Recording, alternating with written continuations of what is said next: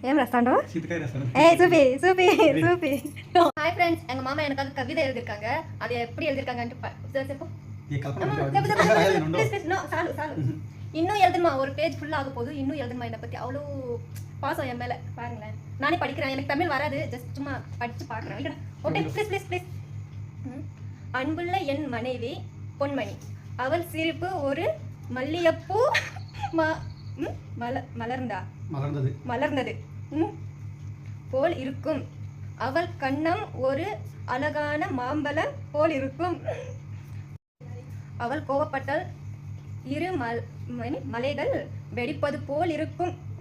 அவள் பாசத்தில் ஒரு சின்ன குழந்தை போல் இருப்பாள் அவள் கண்கள் அழகான ஒரு மின்னல் போல் இருக்கும் அவள் கூந்தல் என்னை கவர்ச்சி இழுக்கும் என் கூந்தல்